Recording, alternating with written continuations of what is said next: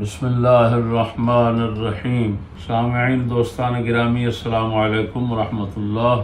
ناچیز اس وقت مدینہ منورہ شریف میں بتاریخ 15 اکتوبر ربیع الاول شریف کے مہینے میں موجود ہے، اور ابھی بحمد اللہ تعالی مکتبہ مسجد نبوی شریف میں مطالعہ کی سعادت حاصل کرنے کے بعد اپنے ہوٹل میں پہنچا ہے۔ دوستان گرامی، اس وقت چند باتیں ریکارڈ کرانے کا مقصد یہ ہے کہ کچھ دن پہلے ناچیز حرم نبوی صلی اللہ علیہ وسلم کے ساتھ حضور کے قدمین شریفین کی جانب رات کو زیارت ریاض الجنہ شریف اور زیارت روضہ رسول صلی اللہ علیہ وسلم کی نیت اور ارادے کے ساتھ انتظار میں بیٹھا ہوا تھا، اور جوتے میرے قدموں میں تھے، پہنے ہوئے تھے۔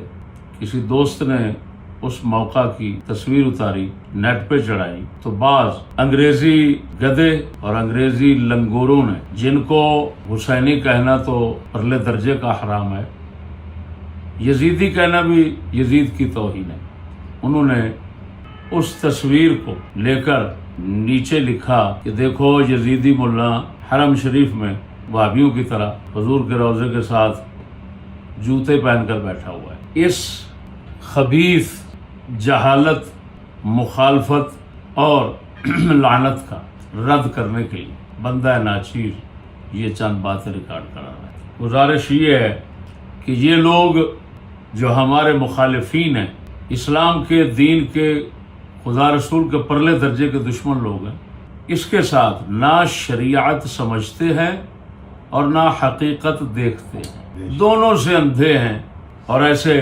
باتیں اڑانا شروع کر دیتے ہیں۔ مجھے اگرچہ ان لوگوں کی بحمد اللہ تعالی بکواسات اور شر فتنے کی کوئی پرواہ نہیں ہے، اور نہ ہی میں ان کو منہ لگانا کسی طرح اچھا سمجھتا ہوں، لیکن جو ہمارے بے علم ساتھی ہیں وہ پریشان ہو کر مجھے پھر یہ گزارش کرتے ہیں اور ان کا شر فتنہ جو ہے بتاتے ہیں اور کہتے ہیں جی ہماری پریشانی دور کریں۔ تو ان دوستوں کی پریشانی دور کرنے کے لیے اس موقع پر جو حقیقت ہے وہ صرف سنانا چاہتا ہوں۔ دوستو، یہ دیکھیں، ہم نے حرم نبوی صلی اللہ علیہ وسلم جو اس کے چاروں طرف کی جو صورتحال ہے اور چاروں طرف جو کچھ ہے وہ ہم نے اس ویڈیو پر آپ کو دکھائی ہے۔ چاروں طرف حرم شریف کے آپ دیکھ رہے ہیں لیٹرین ہیں، جن کو یہ اپنی عربی میں حمام کہتے ہیں، دورات و میاہ بھی کہتے ہیں، چاروں طرف ہیں۔ پھر لوگ ان لیٹرینوں میں جوتوں کے ساتھ بھی جاتے ہیں اور ننگے پاؤں بھی جاتے ہیں۔ پیشاب کا ملوث پانی، لیٹرین کی پلیدی ان کے پاؤں اور جوتوں کے ساتھ لگی ہوتی ہے، اسی حال میں وہ اوپر آ جاتے ہیں۔ آ کر پھر نبی پاک صلی اللہ علیہ وسلم کی جو مسجد شریف کی حد ہے، اس حد سے باہر جتنا صحن ہے، جتنا علاقہ ہے، اس سب میں وہ گھومتے پھرتے ہیں۔ مسجد نبوی شریف میں داخل ہونے سے پہلے جوتے اتار دیتے ہیں۔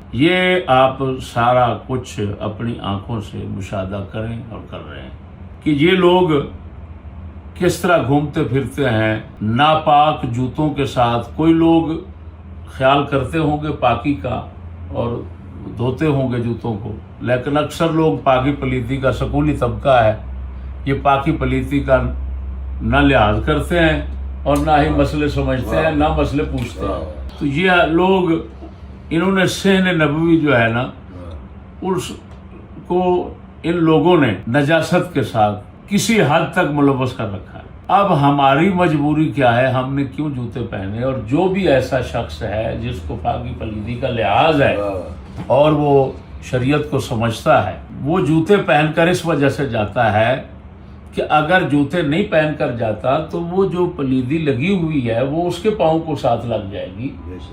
جب لگے گی، کیونکہ وہ نمی اور تری ہوتی ہے وہاں پر، تو وہ قدموں کے ساتھ پلیدی لگ جائے گی۔ آگے مسجد نبوی میں جائیں گے، نماز نہیں ہوگی۔ مسجد نبوی کے جو قالین مبارک ہے، فرش شریف ہے، وہ نجاست کے ساتھ ملوث ہو جائے گا۔ تو اس مجبوری کی وجہ سے جوتے پہنے جاتے ہیں۔ ہم نے یا کسی اور نے پہنا ہے تو یہ ہے اصل حقیقت. تو ہم تو رسول اکرم صلی اللہ علیہ وسلم کی مسجد شریف جو ہے اس کو نجاست سے بچانے اور اس کے ادب کا اور اپنی نماز کا اور لوگوں کی نماز کا خیال رکھنے کے لیے جوتا پہن کر بیٹھے ہیں یا جوتے پہن کر پھر رہے ہیں. اب اس حقیقت کو محض ہماری ضد اور مخالفت کی وجہ سے، حسد اور اناد کی وجہ سے یہ انگریزی گدھے اور انگریزی لنگور سمجھتے نہیں ہیں اور چڑھا دیا. ہاں جی، اب خود ہی فیصلہ کریں یہ ملعونین اینما ثقفوا جو ہیں وہ کیا کر رہے ہیں. بس باقی آگے شریعت پاک میں جو ہے وہ کیا رسول اکرم صلی اللہ علیہ وسلم اور صحابہ کرام ان کا کیا طریقہ کار تھا، کیا سنت مبارک تھی وغیرہ، ہاں جی اس میں میں نہیں جانا چاہتا. جوتا پہن کر نماز پڑھنا رکھنا کیا کیا اس میں نہیں جانا چاہتا. میں صرف ایک حقیقت تھی جو آپ کو سمجھانا چاہا، وہ الحمدللہ آپ کو سمجھ آ رہی ہوگی، اور ان لوگوں کو سوائے ذلت اور رسوائی کے ہاں جی اور کچھ نہیں ملے گا. اور آخر میں اتنا گزارش کروں کہ بعض لوگوں نے اس ویڈیو پر بھی اعتراض کیا جو حرم مکہ میں بنائی گئی اور چڑھائی گئی. تو اس کے متعلق یہ گزارش ہے کہ یہ ہر کسی کا اپنا معاملہ ہے. نہ میں نے کہا ہے کسی کو بنانے کا اور نہ ہی میں روکتا ہوں. اگر کوئی بنا رہا ہے تو وہ اس کا اپنا فعل ہے، میں اس کا ذمہ دار نہیں ہوں. باقی رہا اگر یہ لوگ اعتراض کرنے والے مسلمان ہیں تو پھر صرف ہمیں مسلمان سمجھتے ہیں جس کی وجہ سے باقیوں پر اعتراض نہیں کرتے. اگر تصویر بنانے والے حرم شریف میں عورتوں کی تصویر ساتھ بنا لی تو عورتیں تو پھر رہی ہیں اور تصویریں بن رہی ہیں سارا دن، تو تمہارے تمام بریلوی ہر مکتب فکر کا فلم بنا کر پھینک رہا ہے. ان پر اعتراض کیوں نہیں؟ کیا ان کے نزدیک اس کا مطلب ہے ہم صرف مسلمان ہیں؟ کیونکہ مسلمان پر ہی یہ سب اسلام کے خلاف یا شریعت کے خلاف یا فقہ کے خلاف چلنے کا اعتراض ہو سکتا ہے. دوسروں پر یہ سمجھتے نہیں ہوگا اس وجہ سے کہ ان کے نزدیک وہ مسلمان ہی نہیں ہیں. جوتے پہننے کا بھی یہی حال ہے. تمہارے انڈیا کے بریلوی آتے ہیں، سب طرح کے بریلوی آتے ہیں، یہاں پر جوتے پہن کر پھر رہے ہوتے ہیں. ان پر اعتراض کیوں نہیں کیا؟ لاکھ لعنت ہے تمہارے کیے پر.